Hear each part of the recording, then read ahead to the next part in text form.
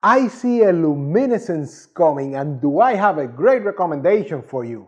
So if you're looking for a great New England style of IPA and one that will surely make you look like a connoisseur, then join me on this tasting.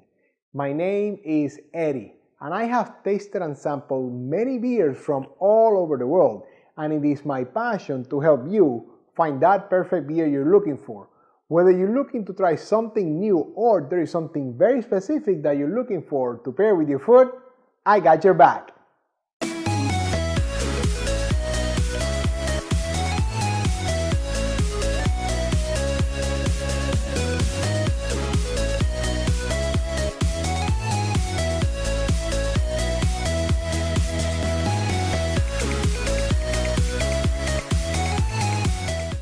Welcome back, beer lovers.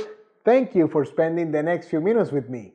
As I said in the intro, my name is Eddie, and on this channel, I taste and review all kinds of beers and give you my most honest opinion about them, as well as some ideas to pair them with your food, just like the one you're about to watch.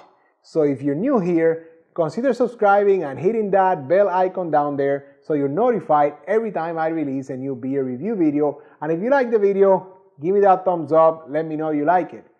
Now, today I'm bringing you another one of my favorite style of beer, which is the hazy or New England style of IPAs. And this one is coming from Florida Avenue Brewing Company down here in Florida. I am in Florida in case you didn't know that. And this one is specifically Luminescence Hazy IPA. That's right. Luminescence Hazy IPA, and check it out, it is a pint can. So if you've been watching me for a while, you know I love full pint cans. And look what I have here. I have my trusty tulip glass, which is the glass I recommend for you to use when you are having yourself a great hazy or New England style of IPA. However, it is interesting, some people might recommend or might like to enjoy the hazy IPAs in a non-neck pint. If you are with me here, we're going to use the tulip, and as I always give you my recommendation, having the right glass for the beer that you're tasting is an important piece of becoming a connoisseur. So if you want to get your own set of Beer Connoisseur TV glasses, look in the description below and check out how you can get your own set of Beer Connoisseur TV glasses. Now, where do we always start? Appearance, right? More importantly, the 3 C's of appearance, which are color, clarity, and carbonation. So check it out. That's what I would call a bright orange color and hazy as hazy gets, my friend. This is cloudy, no light going through this baby here. So very, very cloudy, very hazy. And as far as carbonation, I do see some action, and look at that big head of foam there. I would call that maybe like medium action carbonation. And you saw that big head of foam foaming all the way to the top there. Now it's dissipating, not exactly quickly, but it has dissipated somewhat. So, but you still have a good 2 fingers, a good inch of foam there, which is important. And that's where the tulip glass can shine, is when we are going to enjoy what's coming next, which is the aromas. And actually, as I've been talking here, I've never had luminescence before, so I'm having this in front of you for the first time. But I actually, after I poured it and as I've been talking to you, I've been enjoying, basking in this great bowl of aromas here. So I don't even have to get too close. I feel a huge amount of what I think is mango and pineapple in this beer. Very, very strong, sweet, tropical fruit juices, where I think the predominant are mango and pineapple. And maybe just a little bit faint, some bready malts, but very, very faint towards the end of the nose there. But absolutely lots of mango and pineapple. And you know what? Peach too. Yes. Yes, some peach there as well. Wow, that makes for an interesting aroma, and I can wait to taste this now. So bear with me while I enjoy this piece.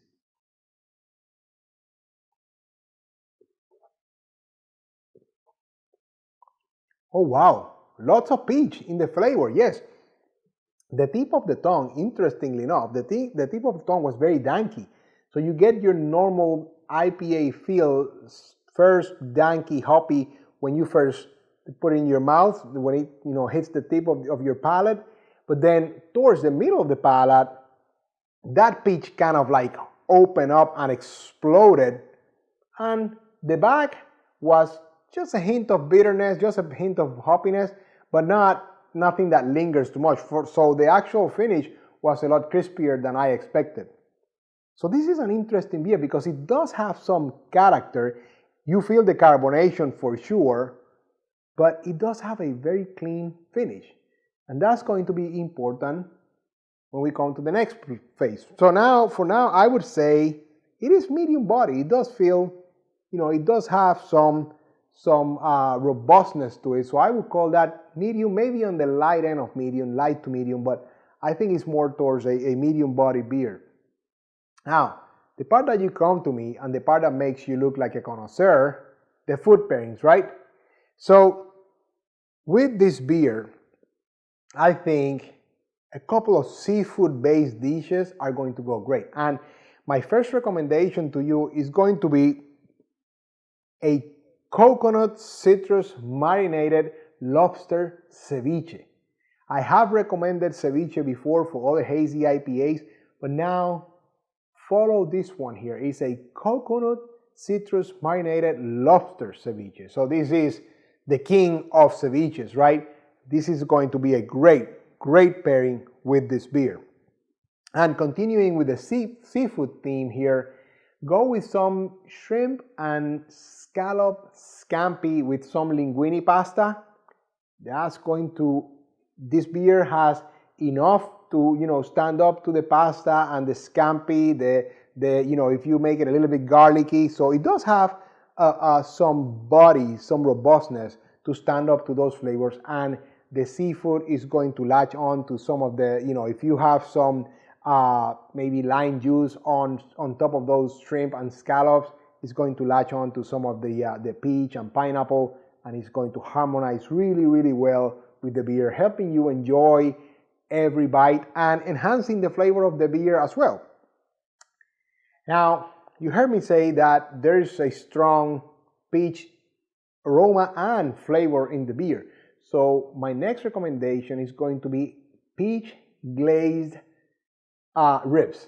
So peach glazed ribs, make sure that they are grilled, but with a nice sticky peach glaze.